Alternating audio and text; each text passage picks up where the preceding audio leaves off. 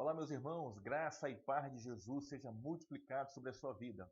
Bem, como os irmãos sabem, terminamos aí recentemente o estudo do livro de Apocalipse e várias dúvidas surgiram aí, né, com respeito a várias coisas, com respeito ao futuro, como será o fim dos tempos, como será antes da volta de Jesus, durante a volta de Jesus e também, principalmente, depois que Jesus voltar, né? Porque após a volta de Jesus, acontecerá o julgamento final, e então novos céus e nova terra para aqueles que creem em Jesus, e lago de fogo e enxofre para aqueles que não creem em Jesus, que serão lançados ali junto com o diabo, os demônios, né?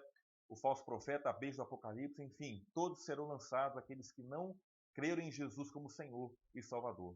E surgiram algumas dúvidas durante o nosso estudo, principalmente no estudo que retrata a realidade do novo céu e nova terra, né? Quando a gente estudou propriamente, lá do capítulo 21, versículo 9, até o capítulo 22, versículo 5, onde vai descrever para nós a nova Jerusalém, aquela que desceu do céu e como ela é, né? Toda de ouro puro, a praça de ouro, uma muralha de jaspe, enfim, várias descrições ali de como será esse novo céus e essa nova terra em que eu e você, crentes em Jesus, que cremos em Jesus, vamos habitar, vamos morar eternamente com o Senhor, né? E então surgiram algumas dúvidas ali a respeito de como será ali. Será que nós vamos nos reconhecer ali? E aí? Será que nós vamos lembrar de alguma coisa que aconteceu aqui nessa esfera, nessa vida nossa aqui, lá no novo céu, na nova terra? O que a palavra de Deus nos ensina? Então, a partir da palavra de Deus, vamos pensar em algumas coisas e chegar à resposta dessas perguntas, né? A primeira é: reconheceremos uns aos outros? Será que você vai reconhecer a pessoa que está do seu lado? Ou ela vai ser alguém anônimo para você, né? Então, vamos reconhecer ou não? Você vai olhar para a pessoa do seu lado, do outro, na sua frente, vai encontrar com pessoas ali, você vai reconhecê-las, vai saber quem são ou não. O que a palavra de Deus nos ensina a respeito disso? Irmãos, primeiramente, vamos olhar para a ressurreição de Jesus. Quando Jesus ressuscitou, você sabe muito bem, as pessoas reconheceram Jesus. Como assim? Aquele Jesus que estava ali na cruz do Calvário, foi pregado na cruz do Calvário e morreu na cruz do Calvário e depois foi colocado no sepulcro naquela sexta-feira à tarde, né? E passou-se então o sábado e no domingo pela manhã ele ressuscita. E como as pessoas iam identificar aquele Jesus que diz que ressuscitou e que estava diante deles ressurreto, com a mesma pessoa que estava ali na cruz do Calvário há cerca de 2 dias atrás, pregado e então vindo a morrer naquela cruz do Calvário e logo depois sendo sepultado. Certamente, a característica física de Jesus foi preservada. As pessoas puderam identificar aquela pessoa que estava ali diante deles como a mesma que estava na cruz do Calvário. E agora poderiam vivenciar e evidenciar um milagre, né? Algo extraordinário. Jesus ressuscitou. A morte não pôde detê-lo. O sepulcro não pôde segurá-lo. Ele rompeu os grilhões da morte. Aquele que estava diante deles ali é mais poderoso do que a morte, porque ele é a ressurreição e a vida, ele é o autor da vida, ele é o Deus Todo-Poderoso, e ele estava ali, diante deles, vivo, ressurreto, para nunca mais morrer, para nunca mais voltar para o sepulcro. Então percebam que as pessoas reconheceram Jesus, era o mesmo, né? Porque a aparência física dele certamente foi preservada, né? Então eles puderam reconhecer ali e ver Jesus de fato ressurreto, né?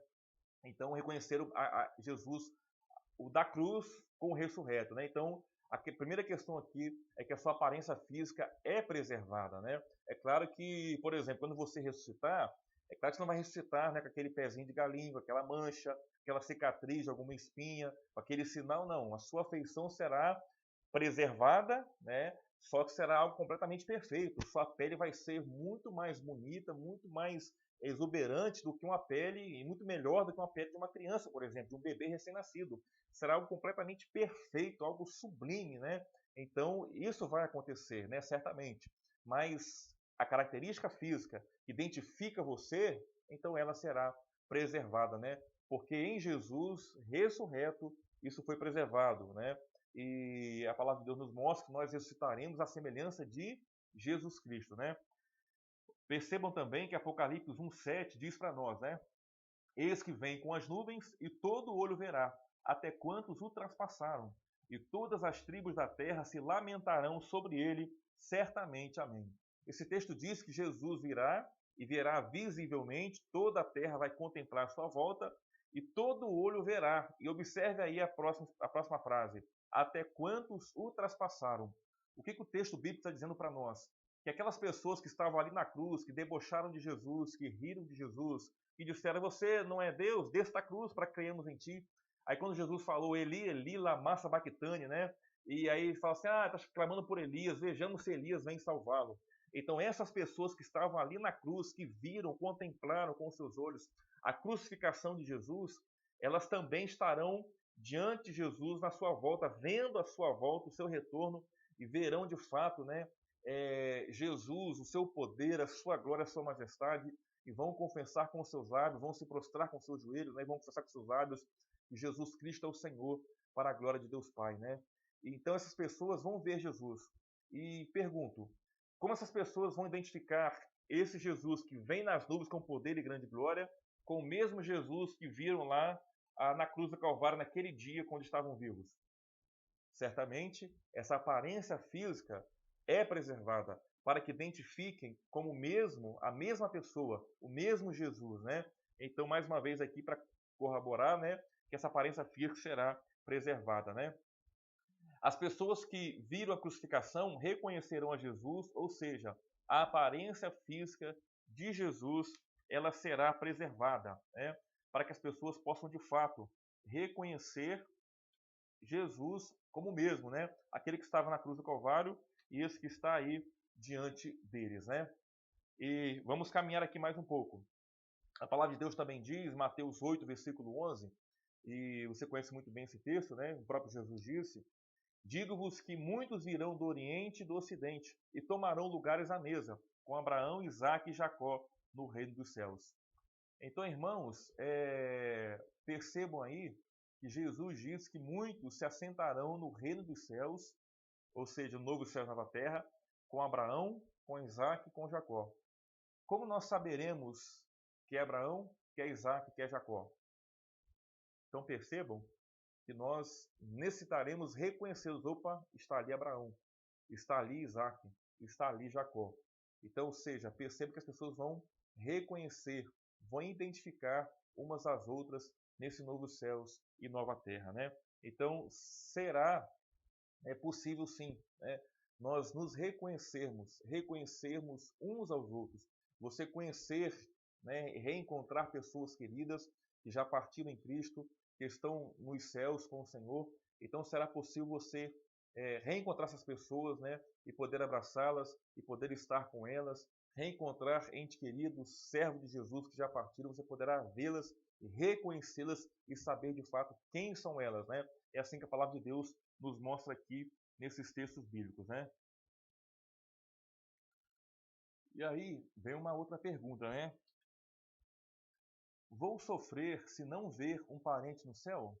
Porque se você vai reconhecer, aí você vai procurar fulano, ciclano, beltrano, e se não encontrar ali nos céus, né? Eu vou sofrer por não encontrar um parente no céu, já que eu vou reconhecer as pessoas? Primeiramente, é importante lembrar que lá no céu, no novo céu e nova terra, você não vai procurar ninguém. Porque aqui na terra, já no momento do juízo final, Jesus, a palavra de Deus diz, né, Jesus disse muito sobre isso, que as ovelhas serão colocadas à sua direita e os cabritos à sua esquerda.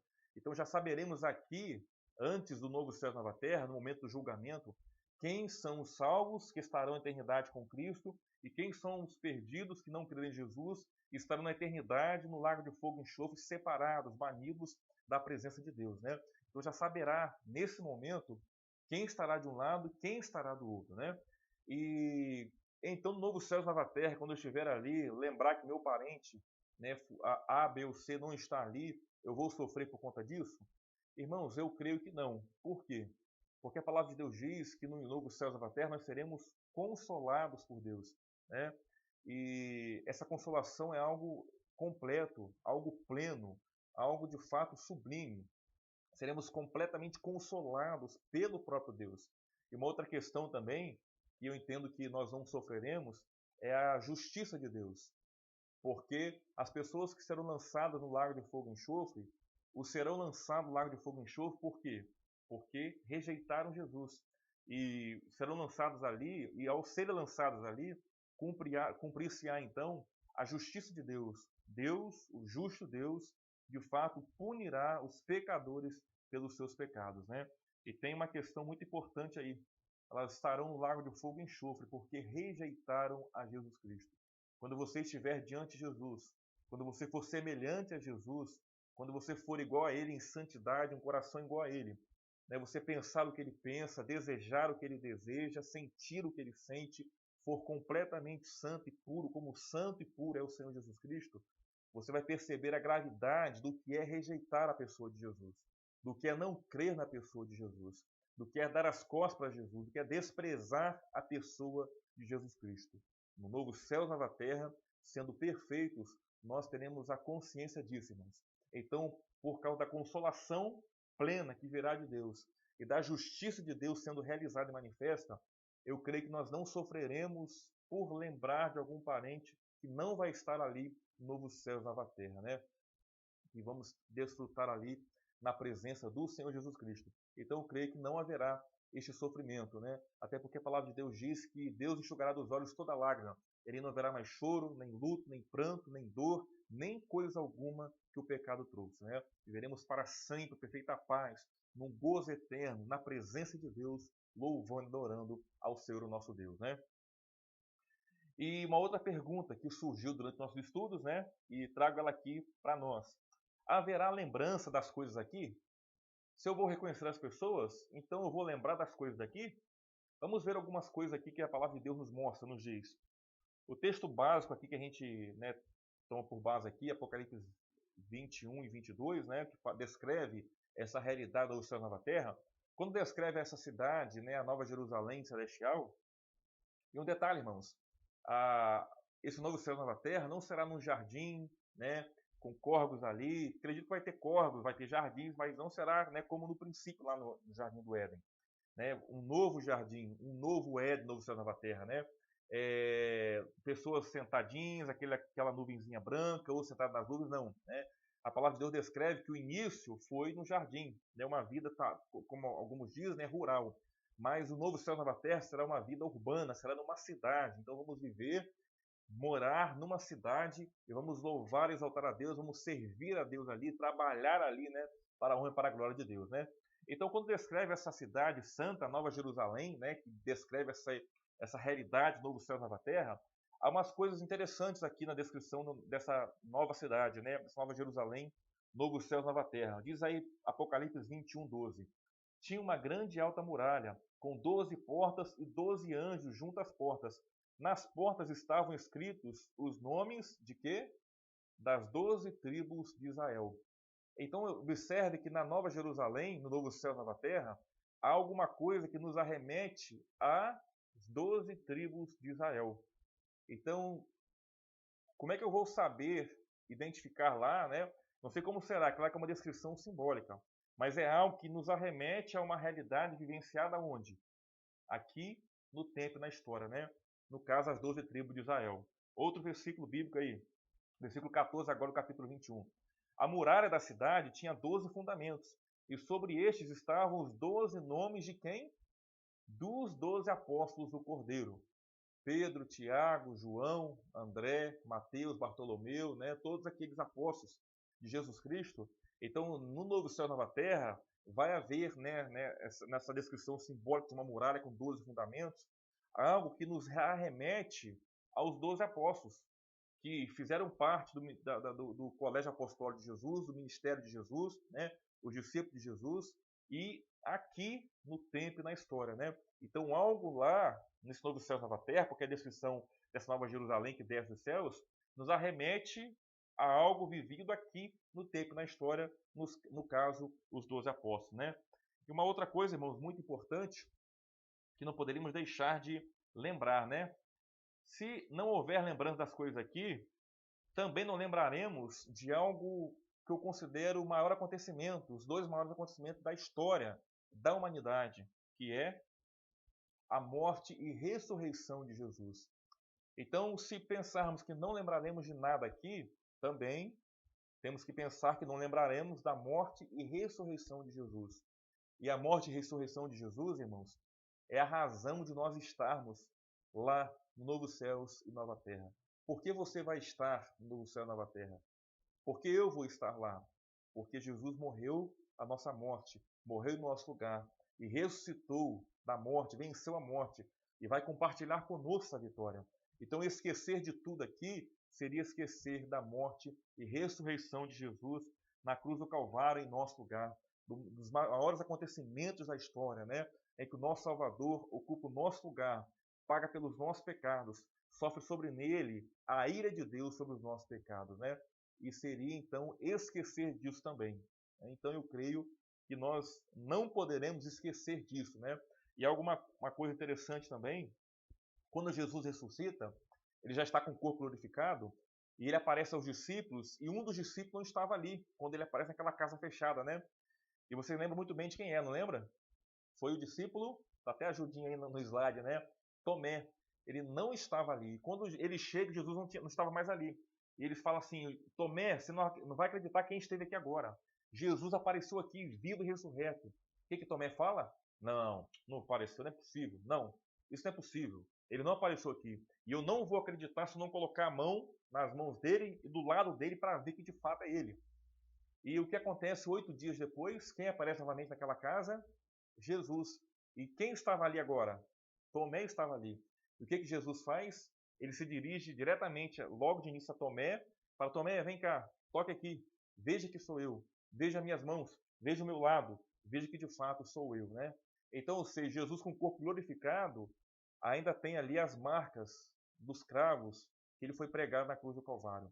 Então parece que Jesus, essas marcas da cruz e de suas mãos e pés traspassados pelos cravos, parece que ela vai continuar, que ela vai estar em Jesus, né, para sempre, por toda a eternidade, até para nos lembrar do grande amor de Deus revelado em Jesus por mim e por você, né? De dar o seu filho, o único filho, para morrer no meu lugar e no seu lugar, para nos dar a salvação, a vida eterna em Jesus Cristo, né?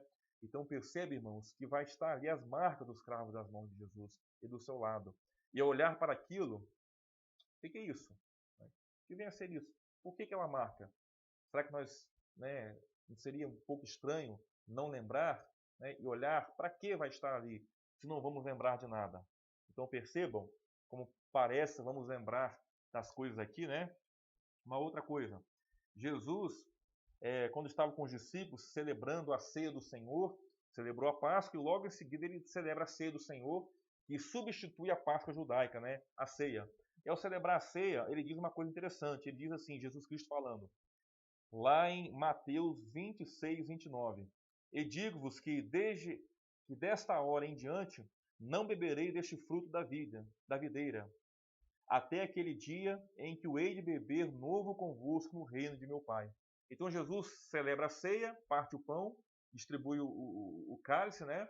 E diz assim, olha, eu não vou beber mais essa ceia, não vou mais cear mais. Neste momento é a primeira e vai haver uma segunda vez em que eu vou cear com vocês. E quando vai ser a segunda vez? No reino de meu Pai, novos céus, nova terra. Então vamos cear com Jesus ali, né? E como os discípulos vão lembrar dessas palavras, vão lembrar disso, se lá não haverá lembrança de nada. Se lá eles vão esquecer de tudo. Então percebam que esses textos nos mostram que haverá sim uma lembrança das coisas aqui. Não que a nossa vida lá vai estar condicionada ao que vivemos aqui, não. Vamos lembrar, né? Mas pelo consolo que virá de Deus, ao lembrar de algumas coisas aqui, né? Não vamos sentir qualquer tipo de pesar, de tristeza, de dor, não, né? Vamos ter lembrança, mas essas lembranças não nos farão mais sofrer, né? Então percebam aqui que tem que haver uma lembrança das coisas aqui, no Novo Céu e Nova Terra, para que esses versículos façam significado para cada um de nós, né? Para que de fato tenha um sentido, né? Então, percebam aí que sim, né? A resposta é sim. Haverá lembranças das coisas aqui, né? Eu creio nisso, né? A palavra de Deus, alguns versículos nos mostram isso, que nós nos lembraremos de algumas coisas aqui, né? Uma outra coisa, em que momento nós teremos um corpo glorificado? Em que momento você nunca mais morrerá e nunca mais pecará? A palavra de Deus nos diz em 1 Coríntios 15, 51, eis que vos digo o mistério, nem todos dormiremos, mas transformados seremos todos. No momento, no abrir e fechar de olhos, ao ressoar da última trombeta, a trombeta soará, e os mortos em Cristo ressuscitarão incorruptíveis, e nós seremos transformados, né? E o texto continua, porque é necessário que o corpo corruptível se revista de incorruptibilidade, o corpo mortal se revista de imortalidade. Então perceba, irmãos, que neste momento aí, em que nós ressuscitarmos, nós receberemos um novo corpo imortal e incorruptível, ou seja, um corpo glorificado. E receber o corpo glorificado, acabou esse novo céu e nova terra?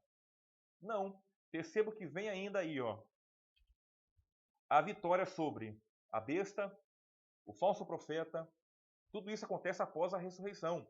Corpo glorificado, então logo depois vem a vitória sobre a besta, o falso profeta, o diabo, a morte, o inferno. A descrição Apocalipse, capítulo 19, 20 e 20, verso 10 e 14, é que todos esses inimigos da igreja serão lançados no lago de fogo e enxofre. Então, ou seja, logo após a ressurreição vai acontecer isso ainda.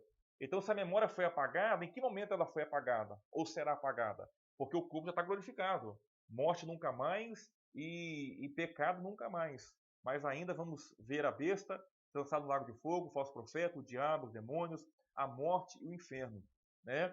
E mais ainda, né?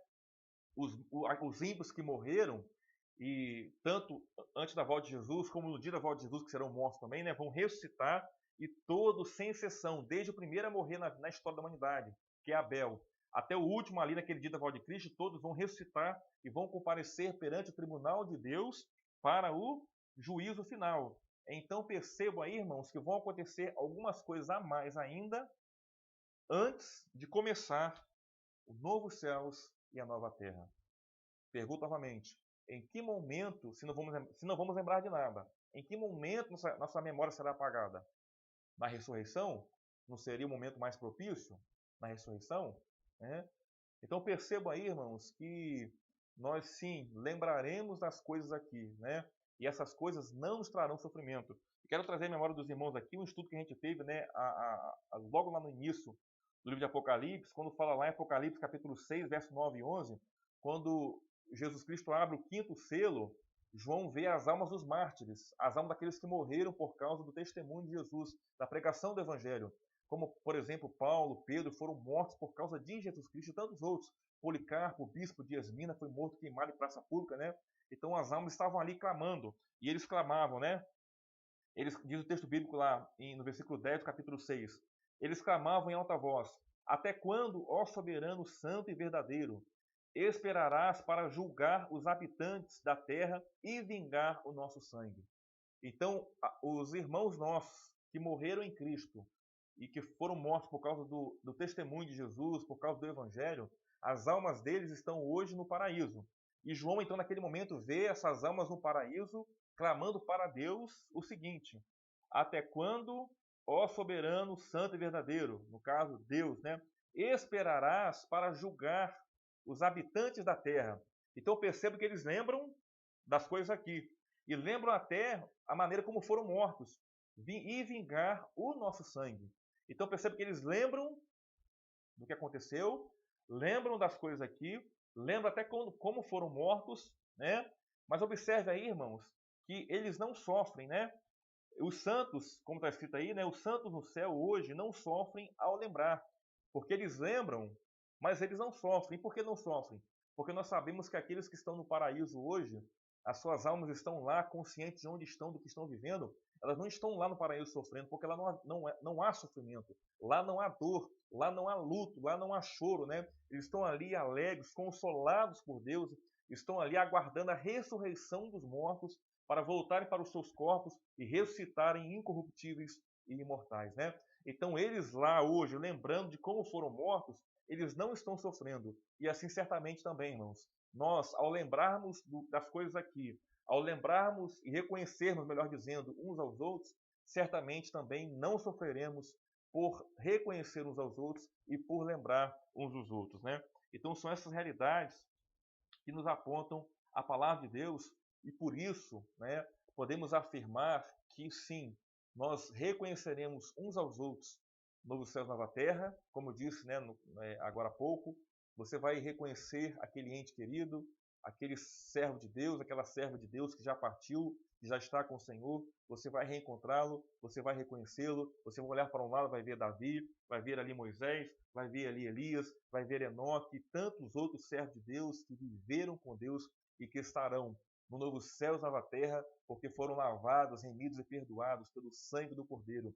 Vamos lembrar das coisas aqui, porque também aqui no tempo e na história aconteceu a coisa mais esplêndida, mais maravilhosa, a maior prova que alguém poderia dar por outra de amor, que é Deus dando o seu Filho Jesus para morrer na cruz do Calvário em nosso lugar, para que nós, aqueles que cremos em Cristo Jesus como Senhor e Salvador, não morramos, mas recebamos gratuitamente, por meio da fé em Jesus, a vida eterna nos céus, né? Então é essa realidade que está sobre cada um de nós, né? Essa realidade que a palavra de Deus nos ensina, né? Então, a partir desses textos bíblicos, podemos afirmar e reconhecer que, de fato, nos reconheceremos e lembraremos das coisas aqui, né? Então, que você possa ir também, né, meditar na palavra de Deus, que essas perguntas, espero eu, tenham sido dissolvidas no seu coração à luz da palavra de Deus, porque tudo sempre é embasado na palavra de Deus, não é o que eu acho, o que eu penso, é o que a palavra de Deus nos ensina, é a partir do que a palavra de Deus nos diz, então pensarmos e refletirmos sobre essas verdades que a palavra de Deus nos ensina, né? Mas o melhor de tudo, irmão, do novo céu e nova terra, não é você reconhecer as pessoas, você lembrar das coisas aqui. O melhor de tudo no céu e nova terra é que estaremos na presença de Deus, contemplando a sua glória, a sua majestade, na presença de Jesus Cristo, nosso Senhor e Salvador.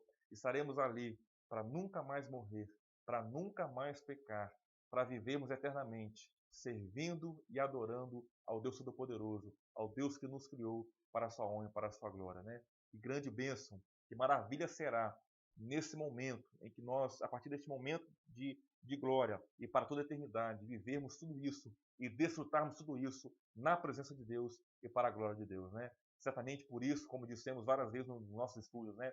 João, no final do livro de Apocalipse, vai clamar, né? Maranata, ora vem, Senhor Jesus, né? Como que querendo desfrutar de todas aquelas realidades que ele acabou de contemplar, acabou de ver, né, com seus próprios olhos, né? E vamos desfrutar no momento que Jesus voltar a essa terra e de fato começar lá então novos céus e nova terra. Que Deus te abençoe, que Deus te fortaleça, que Deus mantenha sempre acesa no seu coração essa chama, esse desejo, este anseio pela vinda do Senhor Jesus. Como sempre dizemos, né, Apocalipse é um livro que nos conta como será o final dessa história. E o final é que você, crente, você, igreja de Deus, você, filho e filha de Deus, se levantará ao lado de Jesus, do cavaleiro branco, do rei dos reis, do cavaleiro do cavalo branco, né, do rei dos reis, do Senhor dos senhores, Jesus Cristo, o Todo-Poderoso, o Alfa e Ômega. Você estará à direita dele, vencendo com ele, porque ele venceu, porque ele é o vencedor, porque ele é o Deus Todo-Poderoso, que morreu na cruz do Calvário para nos dar a vida eterna. Que Deus possa te abençoar e que você possa ter sempre esse desejo no seu coração por esse glorioso dia, o dia da vitória da igreja, o dia da volta do nosso Senhor e Salvador, Jesus Cristo. Que Deus possa te abençoar, que Deus possa te sustentar, que Deus possa cada dia, né, dirigir a sua vida para a sua honra e para a sua glória. Um forte abraço, fique na paz, Deus te abençoe. Amém.